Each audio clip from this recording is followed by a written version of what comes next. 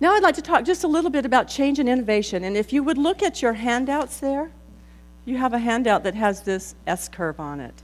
I don't know how many of you have heard about the S-curve. If you were in Economics 101, you probably learned about life cycles, right? Anyone learn about life cycles? Well, we can use the same idea for our innovation. And what I'd like you to understand, here's another thought process, okay? You didn't know when you came to this class that you had to work, right? Well, I want you to work just a little bit more now and think about what's happening in your organization, what's happening in your company there, and say what is at the bottom of the S-curve, what's at the middle of the S-curve, and what's at the top of the S-curve. Now, what we mean here is that at the bottom of the S-curve are the new things that you're trying. Okay, the new things that you're trying to implement. And you'll put a lot of work into these S-curves. And you'll put a lot of work into this product, and you don't really see some results. Anyone had that happen? And you're just about ready to let it go and say, wow, that was a bad idea. But if you will, as you evaluate that product or service or what you're trying to implement, if you will keep going, then you see that it kind of starts up this S-curve, and it gets easy. And then it starts to tail off. Now, this is an absolutely predictable process. It starts to tail off. It starts to get, you can put a lot of effort into that and you don't see much movement. So how many have something there that you've been struggling with and you can't understand why it doesn't have the same effect? So what I want you to do now is just take a little pause there and say, what do I have that is a struggling startup idea that if we worked on it a little more could be successful? What do we have that's working well? And what do we have that's getting kind of stagnant, that's getting in this obsolete mode? This is a predictable process for you to have to start new S-curves. And what you want to be aware of is that it's when it's working well. When it's working well, you're standing there saying, gee, weren't we good? We really read that one, didn't we? And then all of a sudden it starts to tail off and it's not working quite as well, and you go, ooh, what's wrong here? So when it's working well, that's when you want to get that team together and say, you know, what can we do? Where can we innovate? How can we start a new S-curve? Let me give you an example. Procter & Gamble had a wonderful soap. This was late 40s, early 50s. And they were having great sales. But the housewives started to complain. They were complaining because their clothes didn't look clean.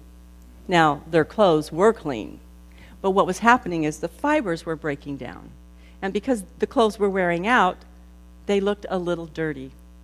So Procter & Gamble started putting optical brighteners in their soap, and they made Tide detergent. And the housewife was happy again because her clothes looked bright and new.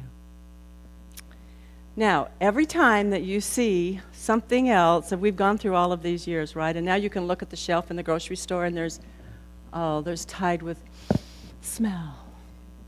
There's Tide with boosters in there to clean better. There's Tide with chlorine bleach. I mean, it goes on and on what you can choose there, right? Those are all new S-curves, starting new S-curves to try to capture a new generation of people, capture a new marketplace. So as you look at that, then there's some things that I want you to do. I want you to observe your industry. Let's go forward a little bit here. In 1970, NCR, which is National Cash Register of Dayton, Ohio, I had one person say, oh, I thought that was no carbons required. But it's National Cash Register of Dayton, Ohio, stunned its investors, its employees, and everyone in the organization because they had to write off $140 million worth of cash registers because they were made with electromagnetic parts and they could not compete with the newer, easier to use electronic machines. Now what happened is they had become so focused on their own product, and you know the cost per unit was down. It was a wonderful machine. But they didn't even see the electronic industry coming. So you have to look out there in your industry. You have to look out there and see what's coming. And that's one of the reasons that we come to conventions like this, right? Because we get to see what's happening. We get to network. We get to talk to other people and see what's happening in that industry. The second thing you have to do is listen to your employees. Now, in Atlanta, Georgia, that's where I'm from, there was a company in the 1980s called Hayes Microcomputer. They were making money hand over fist because they started to make the first modems that went in your computers. And their employees, oh, by the way, I must tell you this. One of the engineers who worked for Hayes Microcomputer said that it was a fabulous place to work, that they had, on every single floor of the building, they had different kinds of drinks. They were free. And on every floor there was a surprise drink, like coconut mango. And on Fridays, you could get surf and turf, the real surf and turf, for only $5 because their cafeteria was subsidized. So that's kind of the environment of Hayes Microcomputer. And the employees started to saying to Dennis Hayes, we really need to put fax capability in our modems. We really need to put fax capabilities in our modems. We really need to put fax capabilities in our modems. He said, nah, we're fine.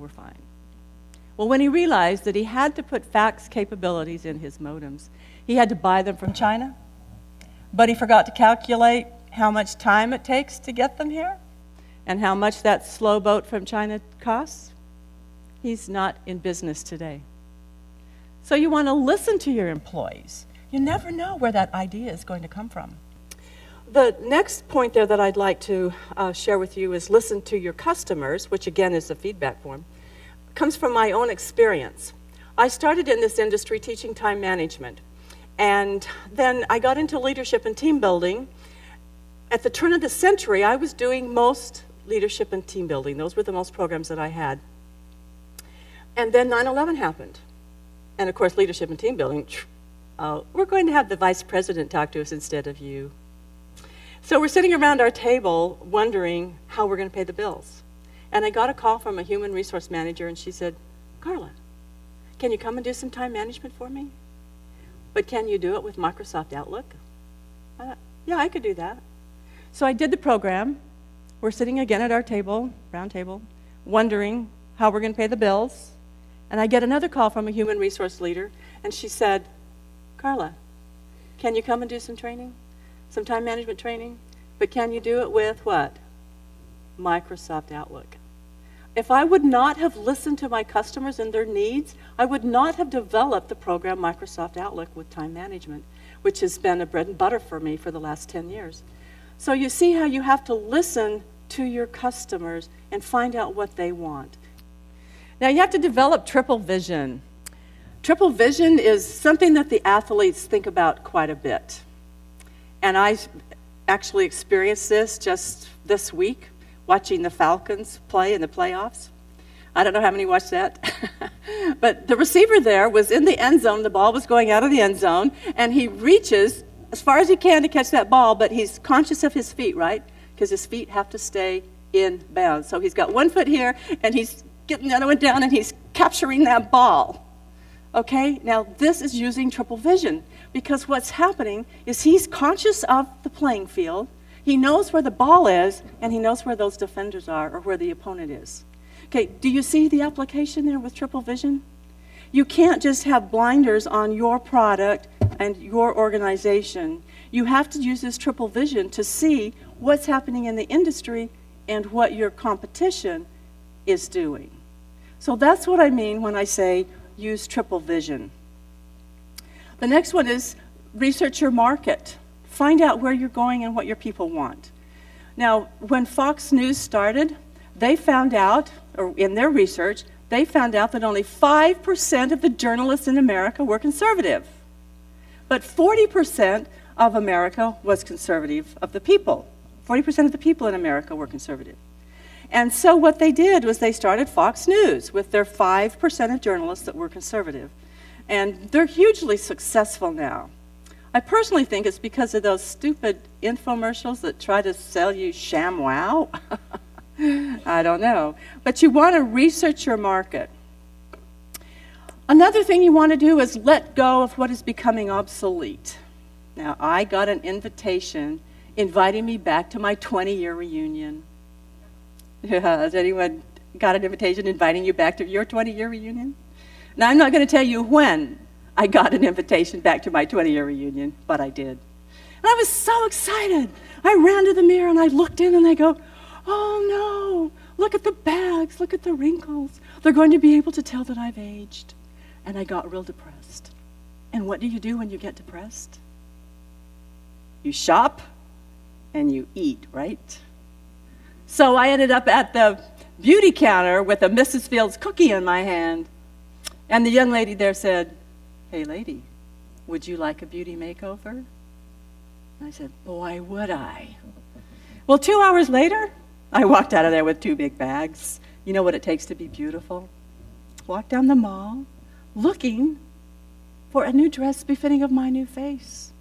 And I walked into Bloomingdale's, and the first person who saw me said, hey lady, would you like a beauty makeover? Now, I went back to my 20-year reunion, and there was one of my classmates there who had not changed one iota from the day we graduated, which said a lot about her weight, not much about her hair. Can you see a teased hairdo?